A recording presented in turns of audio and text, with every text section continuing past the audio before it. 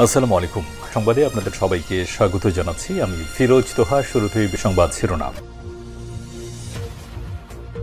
জানিয়ে দেব এই মুহূর্তে হাতে পাওয়া সর্বশেষ গুরুত্বপূর্ণ আপডেট বাংলা সংবাদ। শুরুতেই থাকছে প্রধান উপদেষ্টা অধ্যাপক ডক্টর মোহাম্মদ ইউনুস বলেছেন, স্বৈরাচার শেখ হাসিনার সরকারের সময় প্রকল্পের মোড়কে বিশাল অর্থ লুটপাট করা হয়েছে। প্রধান উপদেষ্টা বলেন, বিশাল বিশাল প্রকল্প নেওয়া হয়েছে ঋণের টাকায়। এসব প্রকল্পের মোড়কে বিশাল অর্থ লুটপাট করা হয়েছে। প্রকৃত ব্যয়ের চাইতে কত বেশি ব্যয় ধরে কাদের হাতে টাকা পাচার করা হয়েছে শ্বেতপত্র প্রণয়ন কমিটি তাদের প্রতিবেদনে তা তুলে ধরেছেন।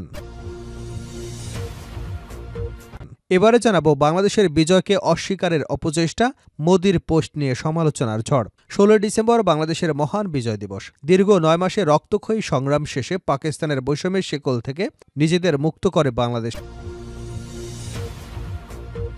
এদিকে ১৬ ডিসেম্বরকে ভারতও নিজেদের বিজয় দিবস হিসেবে উদযাপন করে। জানাবো, যারা দেশের স্বাধীনতা বিক্রি করে দিয়েছে তারাই দেশ ছেড়ে পালিয়েছে। এমনটাই মন্তব্য করেছেন জামায়াতে ইসলামের আমির ডাক্তার শফিকুর রহমান। আওয়ামী লীগ যে দেশের আদর্শ ধারণ করে, লালন করে, সে দেশেই চলে গেছে। শেখ হাসিনা এদেশে ফিরে এসেছেন তার বাবার হত্যার প্রতিশোধ নিতে।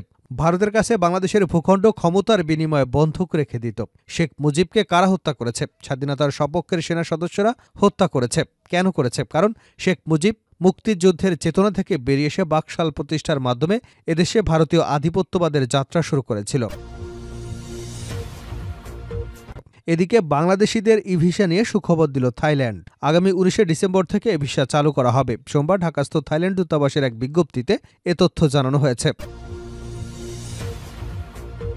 এবারে থাকছে বিজয় দিবসে রাষ্ট্রপতির আমন্ত্রণ প্রত্যাখ্যান সমন্বয়কদের। মহান বিজয় দিবস উপলক্ষে বঙ্গভবনে রাষ্ট্রপতির অনুষ্ঠানে আমন্ত্রণ প্রত্যাখ্যান করেছে বৈষম্যবিরোধী ছাত্র আন্দোলন। সোমবার বিকেলে বৈষম্যবিরোধী ছাত্র আন্দোলনের সেল সম্পাদক জাহিদ আহসান সই করা এক বিজ্ঞপ্তিতে এ বিষয়টি জানানো হয়েছে।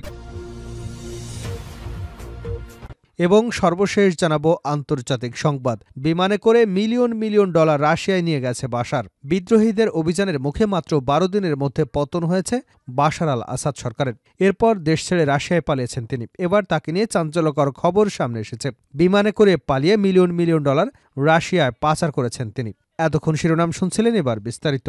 প্রিয় দর্শক, আপনি যদি এই চ্যানেলে নতুন হয়ে থাকেন, ভিডিওটি দেখতে দেখতে চ্যানেলটি সাবস্ক্রাইব করে আমাদের সঙ্গে থাকুন। আর এই ভিডিও সম্পর্কে আপনি আপনার মূল্যবান মতামতটি কমেন্ট বক্সে জানিয়ে দিন। আর হ্যাঁ প্রিয় দর্শক, জানিয়ে দিন ভিডিওটি কোথা থেকে দেখছেন। প্রকল্পের মোড়কে বিশাল অর্থ লুটপাট করা হয়েছে প্রধান উপদেষ্টা। প্রধান উপদেষ্টা অধ্যাপক ডক্টর মোহাম্মদ ইউনুস বলেছেন, স্বৈরাচার শেখ হাসিনার সরকারের সময় প্রকল্পের মোড়কে বিশাল অর্থ লুটপাট করা হয়েছে।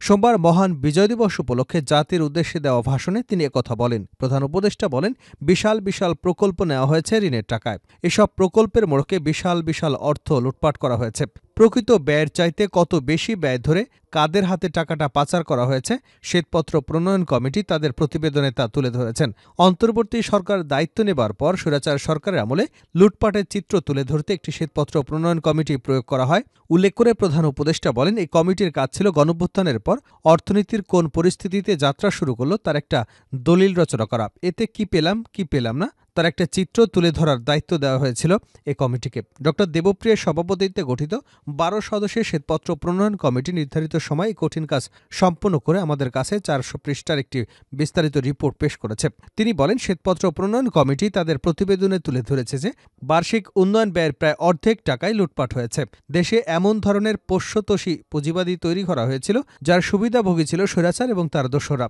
প্রতিবেদনে উল্লেখ করা হয়েছে যে নির্দিষ্ট কিছু গোষ্ঠীকে সুবিধা দিতে যে পরিমাণ কর ছাড় দেওয়া হয়েছে সেটা অর্ধেকে নামিয়ে আনা গেলে দেশের শিক্ষা বাজেট দ্বিগুণ এবং স্বাস্থ্য বাজেট ৩ গুণ করা সম্ভব ছিল। অধ্যাপক ইউনুস আরও বলেন, এই রিপোর্ট পড়ে সবাই অবিশ্বাস্য চোখে একে অপরের দিকে তাকাচ্ছে। কারো মুখ থেকে কথা বের হচ্ছে না। দিন দুপুরে সকলের সামনে থেকে হাজার হাজার কোটি টাকা ব্যাংক থেকে পাচার করে নিয়ে গেছে। কেউ বলার ছিল না, কেউ দেখার ছিল না। যারা নিয়ে গেছে তাদের কেউ বাধা দেয়নি, বরং সর্বস্তরের সবাই আগ্রহ সহকারে তাদের সাথে সহযোগিতা করেছে, কারণ সবই তার আপন লোক।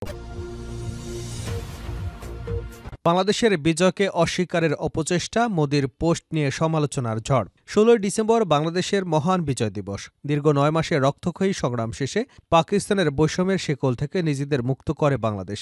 এদিকে ১৬ ডিসেম্বরকে ভারতও নিজেদের বিজয় দিবস হিসেবে উদযাপন করে। এদিনকে কেন্দ্র করে সোমবার ফেসবুকে একটি পোস্ট করেন ভারতের প্রধানমন্ত্রী নরেন্দ্র মোদী। সে পোস্টে তিনি লিখেছেন, আজ বিজয় দিবস। আমরা ১৯৭১ সালে ভারতের ঐতিহাসিক বিজয়ে অবদান রাখা সাহসী সৈন্যদের সাহস এবং আত্মত্যাগকে সম্মান জানাই। তাদের নিঃস্বার্থ এবং জীবন উৎসর্গ, অটল সংকল্প আমাদের জাতিকে রক্ষা করেছে এবং আমাদের গৌরব এনে দিয়েছে। মোদী আরও লিখেছেন, এই দিনটি তাদের অসাধারণ বীরত্ব এবং তাদের অদম্য চেতনার প্রতি শ্রদ্ধাঞ্জলি জানাই। তাদের আত্মত্যাগ চিরকাল প্রজন্মকে অনুপ্রাণিত করবে এবং আমাদের জাতির ইতিহাসে গভীরভাবে গেঁথে থাকবে। বাংলাদেশের অনেকেই মনে করছেন এই পোস্টের মাধ্যমে ১৯৭১ সালের ১৬ ডিসেম্বর বাংলাদেশের ঐতিহাসিক বিজয়কে অস্বীকার করেছে মোদী। সাম্প্রতিক সময়ে বাংলাদেশ ভারত টানাপোড়েনের মধ্যে নতুন করে উত্তেজনা তৈরি করেছে বাংলাদেশ। বাংলাদেশ সরকার এ বিষয়ে আনুষ্ঠানিকভাবে কোনো প্রতিক্রিয়া না জানালেও এই ফেসবুক পোস্টে মোদীর বক্তব্যের প্রতিবাদ জানিয়েছে অন্তর্বর্তী সরকারের আইন উপদেষ্টা আসিফ নজরুল। এক ফেসবুক পোস্টে তিনি লিখেছেন, তীব্র প্রতিবাদ করছি। ১৬ ডিসেম্বর ১৯৭১ ছিল বাংলাদেশের বিজয়ের দিন। ভারত ছিল এই বিজয়ের মিত্র, এর বেশি কিছু নয়। পোস্টের সঙ্গে নরেন্দ্র মোদীর সেই পোস্টকে যুক্ত করেছেন তিনি। এছাড়া মোদীর সেই পোস্টের কমেন্ট বক্সে প্রতিবাদী বক্তব্য করেছেন বাংলাদেশিরা। ওমর ফারুক নামের এক বাংলাদেশি ফেসবুক ব্যবহারকারী লিখেছেন, এটা বাংলাদেশের বিজয় দিবস, ভারতের নয়। যারা দেশের স্বাধীনতা বিক্রি করে দিয়েছে তারাই দেশ ছেড়ে পালিয়েছে, জামায়াতের আমির। যারা দেশের স্বাধীনতা বিক্রি করে দিয়েছেন তারাই দেশ ছেড়ে পালিয়েছেন বলে মন্তব্য করে বাংলাদেশ জামায়াতে ইসলামের আমির ডাক্তার শফিকুর রহমান বলেছেন, আওয়ামী লীগ যে দেশের আদর্শ ধারণ করে লালন করে সে দেশে চলে গেছে।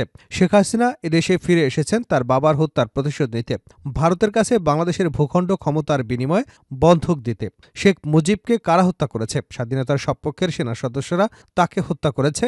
কেন করেছে? কারণ শেখ মুজিব মুক্তিযুদ্ধের চেতনা থেকে বেরিয়ে এসে বাকশাল প্রতিষ্ঠার মাধ্যমে এদেশের ভারতীয় আধিপত্যবাদের যাত্রা শুরু করেছিল। তার মেয়েও পরে ভারতের তাবেদারি করতে এসে আলেম, ছাত্র জনতা, কৃষক, শ্রমিক এবং সাধারণ জনগণকে হত্যা করেছে। যাকে স্বাধীনতার স্বীকৃতি দেওয়া হয়নি কেন প্রশ্ন রেখে বাংলাদেশ জামায়াতের আমির ডাক্তার শফিকুর রহমান বলেন, স্বাধীনতা ছিনতাই করে এক পরিবারের সম্পদ বানানো হয়েছে। শেখ মুজিবুর রহমান কবে কোথায় স্বাধীনতার ঘোষণা দিয়েছেন সেটি এদেশের কারো জানা নেই। ৭ মার্চ যদি শেখ মুজিবুর রহমান স্বাধীনতা সংগ্রামের ডাক দিয়ে থাকেন, তাহলে ২৩ মার্চ পাকিস্তান দিবসে শেখ মুজিবুর রহমান নিজের বাসভবনে কেন পাকিস্তানের পতাকা ঝুলিয়েছে? তৎকালীন ছাত্ররা সেই পতাকা খুলে বাংলাদেশের জাতীয় পতাকা ঝুলিয়ে দিয়েছিল। সোমবার সকালে বাংলাদেশ জামায়াতে ইসলামী ঢাকা মহানগরী দক্ষিণের উদ্যোগে মহান বিজয় দিবস উপলক্ষে পল্টন মোড়ে অনুষ্ঠিত সমাবেশে প্রধান অতিথির বক্তব্যে তিনি এসব কথা বলেন। এ সময় তিনি বলেন, এই পল্টন ময়দানে ২০০৬ সালের ২৮শে অক্টোবর লগি বৈঠা দিয়ে মানুষকে সাপের মতো পিটিয়ে হত্যা করা হয়েছে। ২০২৪ সালের জুলাই অগাস্টে ছাত্র জনতার আন্দোলনে শহীদ আবু সাইদের বক্তব্য ছিল, বুকের ভিতরে তুমুল ঝড়, বুক পেতেছে গুলিকর।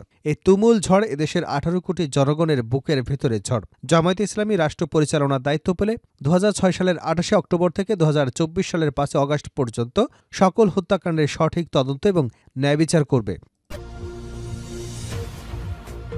বাংলাদেশিদের ই ভিসা নিয়ে সুখবর দিল থাইল্যান্ড। ই ভিসা নিয়ে সুখবর দিয়েছে থাইল্যান্ড। দেশটি জানিয়েছে বাংলাদেশিদের জন্য ই ভিসা চালু করতে যাচ্ছে তারা। আগামী ১৯শে ডিসেম্বর থেকে এ ভিসা চালু করা হবে।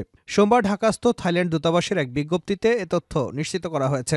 বিজ্ঞপ্তিতে বলা হয়েছে, বাংলাদেশের সরকারি পাসপোর্টধারীরা আগামী ১৯শে ডিসেম্বর থেকে এই সুবিধা পাবেন। আর সাধারণ নাগরিকদের আগামী ২রা জানুয়ারি থেকে ই ভিসা দেবে দেশটির সরকার। আবেদনের ১০ দিনের মধ্যে ইমেইলে এ ভিসা দেওয়া হবে। আবেদনকারীর ওয়েবসাইটের মাধ্যমে প্রয়োজনীয় তথ্য দিয়ে আবেদন করতে পারবেন। বিজ্ঞপ্তিতে আরও বলা হয়েছে, এই নতুন অবস্থার মাধ্যমে আবেদনকারীরা ইমেইলের মাধ্যমে অনুমোদিত ভিসা পাবেন। এরপর এটি প্রিন্ট করে থাই ইমিগ্রেশন সেন্টারে উপস্থাপন করতে পারবেন। শেষ করছি আন্তর্জাতিক সংবাদ দিয়ে। বিমানে করে মিলিয়ন মিলিয়ন ডলার রাশিয়ায় নিয়ে গেছে বাশার। বিদ্রোহীদের অভিযানের মুখে মাত্র ১২ দিনের মধ্যে পতন হয়েছে বাশার আল আসাদ সরকারের। এরপর দেশ ছেড়ে রাশিয়ায় পালিয়েছেন তিনি। এবার তাকে নিয়ে চাঞ্চল্যকর খবর সামনে এসেছে। বিমানে করে মিলিয়ন মিলিয়ন ডলার রাশিয়ায় পাচার করেছেন তিনি। সংবাদ মাধ্যম ফিনান্সিয়াল টাইমসের বরাতে দ্য ইকোনমিক্স টাইমসের এক প্রতিবেদনে এ তথ্য জানানো হয়েছে। সূত্রের বরাতে ফিনান্সিয়াল টাইমস জানিয়েছে, ২০১৮ সালের মার্চ থেকে ২০১৯ সালের সেপ্টেম্বরের মধ্যে রাশিয়ায় $২৫০ মিলিয়ন নগদ অর্থ রাশিয়ায় পাচার করেছে বাশার আল আসাদ সরকার। এসব চালানে $১০০ বিল এবং ৫০০ ইউরো নোট পাঠানো হয়েছে। পশ্চিমা নিষেধাজ্ঞার জাতাকলে সিরিয়া সেন্ট্রাল ব্যাংক থেকে মস্কোয় নুকুবো বিমানবন্দর দিয়ে দেশটিতে পাঠানো হয়েছে। প্রতিবেদনে বলা হয়েছে, সিরিয়ার গৃহযুদ্ধ অব্যাহত থাকা এবং পশ্চিমা নিষেধাজ্ঞায় দেশটির অর্থনীতি পঙ্গু হয়ে যাওয়ার মধ্যে এসব অর্থ পাচার করা হয়েছে। এগুলো দিয়ে রাশিয়া থেকে গম এবং সামরিক ব্যয় এবং অন্যান্য নিত্যপণ্যের জন্য খরচ করা হয়েছে। স্টেট ডিপার্টমেন্টের ব্যুরো অব নিয়ার ইস্টার্ন অ্যাফেয়ার্সের সাবেক প্রেসিডেন্ট জানিয়েছেন, আসাদ সরকার তাদের অর্থ বিদেশে পাচার করেছে যাতে করে তিনি এবং তার কাছের মানুষরা পরবর্তীতে সুন্দর জীবন কাটাতে পারেন। আসাদ সরকারের দীর্ঘকাল ধরে বিদেশে সম্পদ স্থানান্তরের কাজ করে আসছেন। সিরিয়ার লিগ্যাল ডেভেলপমেন্ট প্রোগ্রামের সিনিয়র গবেষক ইয়াদ হামিদ বলেন, নিষেধাজ্ঞার কারণে আসাদ সরকারের সম্পদ পাচারের জন্য রাশিয়াকে হাত বানিয়ে নিয়েছিলেন। কেননা পশ্চিমা নিষেধাজ্ঞার কারণে সিরিয়া বৈশ্বিক ব্যাংকিং ব্যবস্থা থেকে বিচ্ছিন্ন হয়ে পড়েছিল। সূত্র জানিয়েছে, সিরিয়া সেন্ট্রাল ব্যাংক থেকে রাশিয়ার উদ্দেশ্যে বিমানে করে পাঠানো হয়েছে। দেশটির পাঠানো এসব অর্থের ওজন ছিল প্রায় 2 টন। 100 মার্কিন ডলারের বিল এবং 500 ইউরো নোটের মাধ্যমে এসব অর্থ পাঠানো হয়েছে।